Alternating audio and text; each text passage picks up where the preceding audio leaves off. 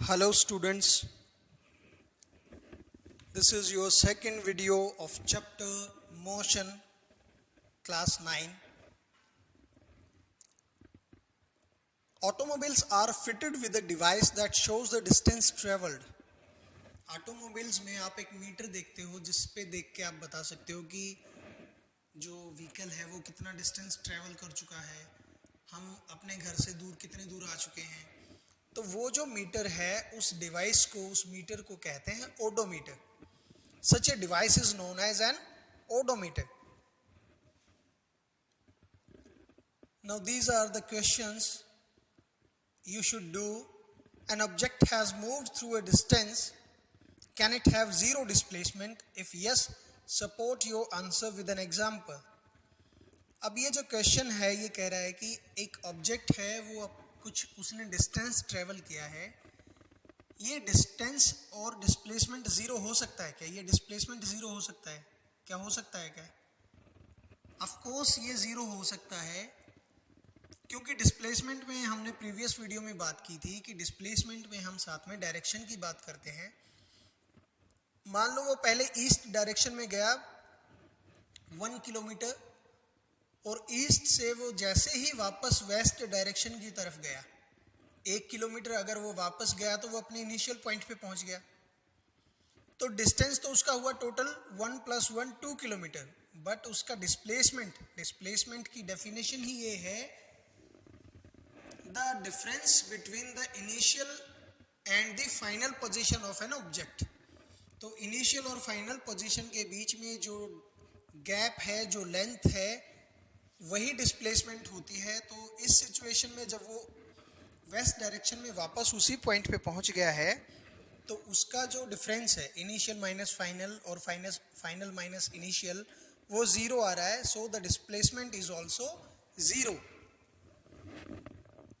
Second question is a farmer moves along the boundary of a square field of side 10 meter in 40 second.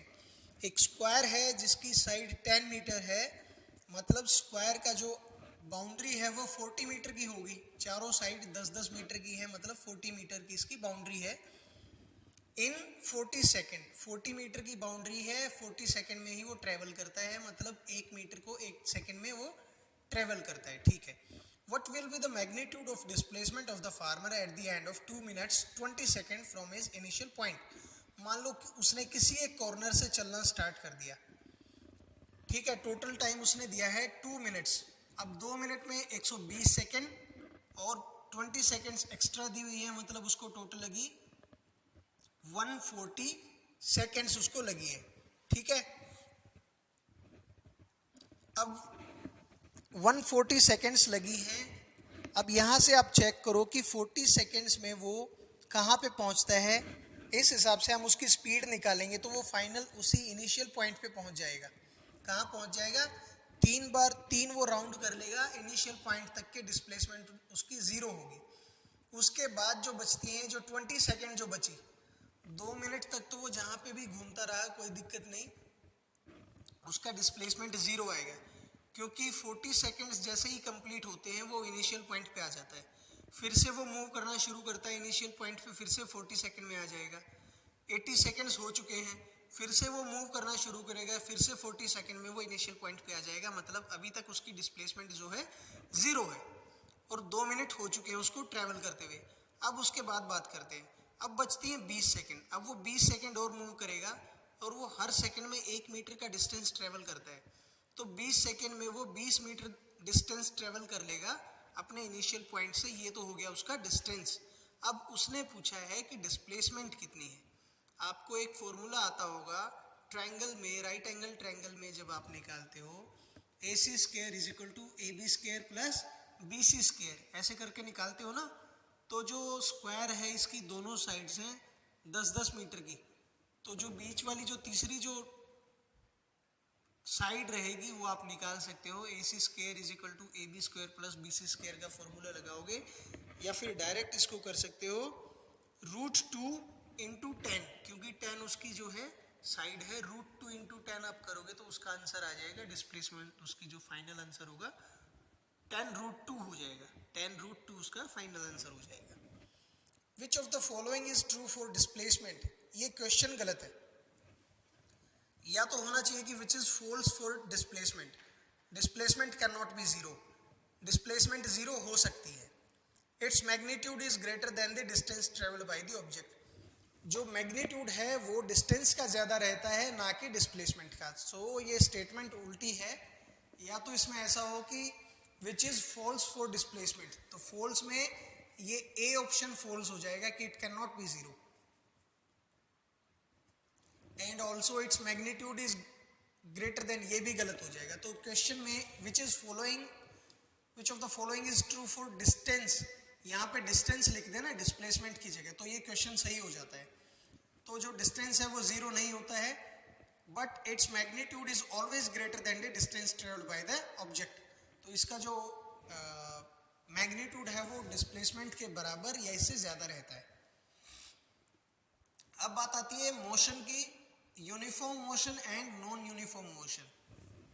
Uniform motion वो होता है बच्चे कि जब कोई ऑब्जेक्ट जो है वो एक स्ट्रेट लाइन पे मूव कर रहा हो और जो डिस्टेंस वो कवर कर रहा है इक्वल इंटरवल ऑफ टाइम में इक्वल डिस्टेंस वो ट्रेवल करता हो। मान ले वो पहले सेकंड में 10 मीटर गया, दूसरे सेकंड में भी 10 मीटर जा रहा है, तीसरे सेकंड में भी 10 मीटर का डिस्टेंस कवर कर रहा है, चौथे सेकंड में भी 10 मीटर, पांचवें सेकंड में भी 10 मीटर, या फिर फर्स्ट आवर में भी उसको 60 किलोमीटर डिस्टेंस कवर किया, सेकंड आवर में भी 60, थर्ड आवर में भी उसने 60 किलोमीटर का डिस्टेंस ट्रेवल किया। मतलब क्या हो रहा है, और स्ट्रेट लाइन में, मतलब equal interval of time and equal interval of equal distance वो ट्रेवल कर रहा है in a straight line, then the motion is known as uniform motion.